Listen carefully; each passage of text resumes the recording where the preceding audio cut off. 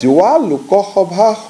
ইলেকশ্যনত আপোনালোকে যদি চাই যে ফাৰ্ষ্ট আৰু সেকেন্ড ফেজত আমি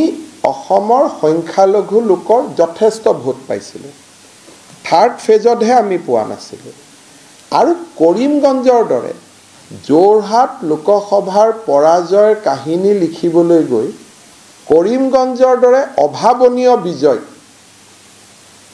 जितु भारतीय जनता पार्टीर गोटे भारतर बाबे एटा इतिहास जे 65% माइनरिटी मानु थका सीट एटा आमी लोकसभात विजयी होइसिलो किन्तु जोरहाटर विजयर कथा लिखिबोलै गई करीमगंजर कथातो सबे अंडार प्ले करि पेलाल सामुगुरी तार रिपीट होइसे जेतिया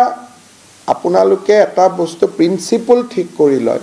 जे appeasement to none justice to all जे आमी तुष्टिकरण काको नकरो न्याय आमी सकलोके दिम अर्थात আজি যদি আপোনালোকে চাই সামুগুৰি সমষ্টিয়ে হিমানে অৰুণোদয় পায় যিমান জালুকবাৰী সমষ্টিয়ে পায় সামুগুৰি সমষ্টিয়ে হিমানে মুখ্যমন্ত্ৰী উদ্যমিতা আঁচনি পায় যিমান জালুকবাৰী সমষ্টিয়ে পায় সামুগুৰি সমষ্টিয়ে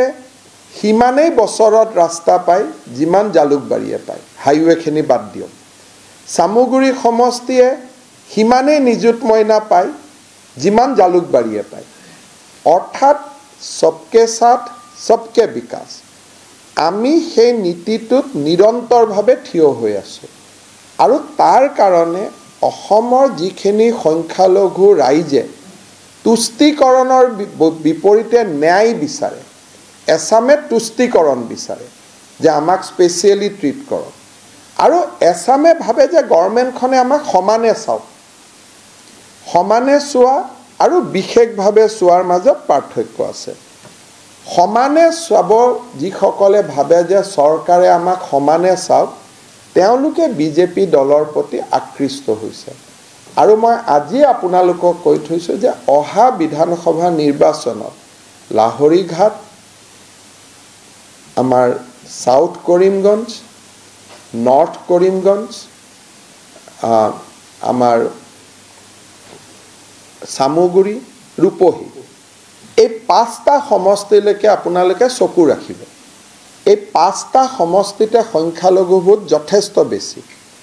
মই বিজেপি জিকিব হাৰিব নকওঁ কিন্তু বিজেপিয়ে গোটেইকেইটা সমষ্টিতে তীব্ৰ প্ৰতিদ্বন্দ্বিতা দিব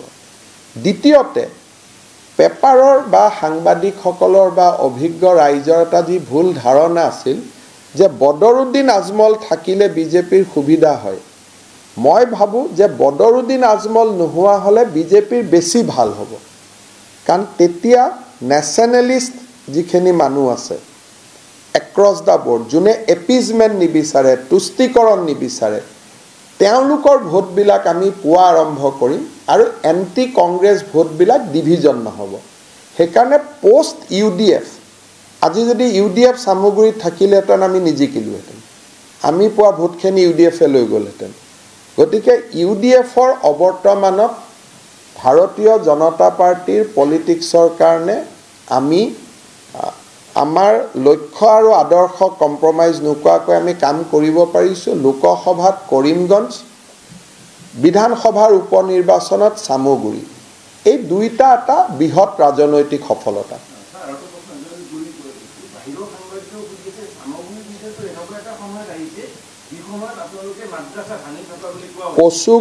কচুক আমাৰ গুৱাহাটীত যেতিয়া কচুতলিত এভিকশন হৈ আছে তেতিয়া আমি সামুগুৰিত ইলেকশ্যন জিকিছো তাৰমানে appeasement to none justice to all একেটা সময়তে কিন্তু সামুগুৰিৰ ছোৱালীয়ে নিযুত মইনাও পাইছে আমি যেনেকৈ নিযুত মইনা পাইছো তেওঁলোকেও নিযুত মইনা পাইছে অৰ্থাৎ চৰকাৰখনে সকলোকে যে সমানে চায় আৰু তুষ্টিকৰণ নকৰে হেনেকুৱা এটা পৰিৱেশতো আমি সামুগুৰি জিকিছো আৰু যোৱা বছৰো যদি আপোনালোকে কৰিমগঞ্জ ইলেকশ্যনৰ ৰিজাল্ট চাই আমি কাজিৰঙাত হোৱা ব্যাপক উচ্ছেদৰ পিছত আমি তাত ইলেকশ্যন জিকিছিলোঁ উইদাউট কম্প্ৰমাইজিং আৱাৰ পলিচি আমি এটা নতুন জাগাত আমি কাম কৰিব পাৰিছো